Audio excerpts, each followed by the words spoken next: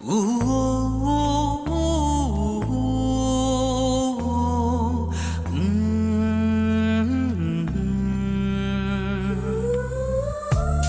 சிறு உறவுகள் பிரிவுகள் என் நினைவுக்குள் வர வர கசக்குது கசக்குது என் இளமையும் நினைத்தது நடந்தது முடிந்தது என் கனவுக்குள் என்னாச்சோ தெரியலையே.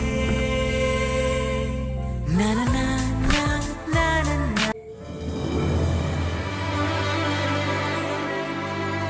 இப்படி எதையும் ஓப்பனா பேசிட்டா பிரச்சனையே கிடையாது. I like that. I like that too.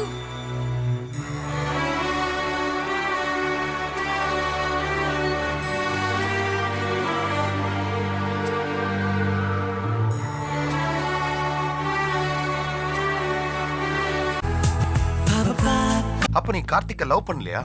நான் கார்த்திகை லவ் பண்ணது நிஜம். ஆனா அவனை புரிஞ்சுக்கவே இல்லை. யோசிச்சு பார்த்தா நான் தான் தப்பு பண்ணிருக்கேன். என் விருப்பப்படிதான் அவன் நடந்துக்கணும்னு நான் நினைச்சேன். அதான் எல்லா பிரச்சனைக்கும் காரணம். ஆனா அவ அப்படி இல்லை. என்னை விட அவனை நல்லா புரிஞ்சிருக்கான். அவனை அப்படியே ஏத்துக்கிட்டான். அதுக்காக உன் மனசுல இருந்த காதலை மறைச்சிட்டியா? எஸ். கூடவே இருந்து கஷ்டப்படுத்துறதை விட விலகி இருந்து அவனை சந்தோஷப்பட வைக்கலாம்னு நினைச்சேன். அதான் விலகி வந்துட்டேன். எந்த பிரச்சனைக்குமே விட்டு கொடுக்கறது தீர்வே இல்லை. அது தற்காலிகம் தான்.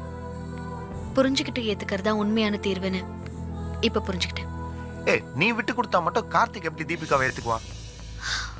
ஒருவேளை என்னை திரும்பவும் சந்திக்காம அவளை மட்டும் மீட் பண்ணிருந்தா அவளைதான் லவ் பண்ணிருப்பான் இல்லையா? முதல் தடவை அவனை புரிஞ்சுக்காம பிரிஞ்சுட்டேன். இப்ப அவனை புரிஞ்சுக்கிட்டதுனால பிரிஞ்சு வந்துட்டேன். அப்போ உன் லைஃப்? இங்க எனக்குன்னு ஒரு வேலை, 1-2 ஃப்ரெண்ட்ஸ், நிம்மதியான லைஃப். இது போதும்.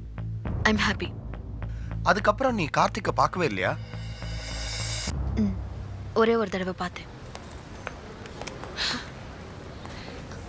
ஜான்சி, தீபிகா எப்படி இருக்க? உன் குழந்தையா? It's that way. அவன் அப்படியே தான் இருக்கானா? இன்னும் மாறலையா? அதான் கார்த்திக். யா. Are you happy? Yeah. Hey, Karthik. I'll see you later. Okay? Bye. போதும்ல?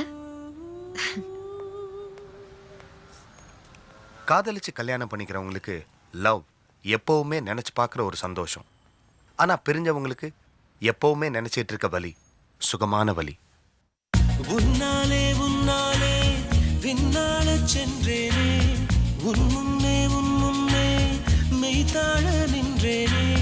ஒரு சொட்டு கடலும் நீ, ஒரு பொட்டு வானம் நீ, ஒரு புள்ளி புயலும் நீ.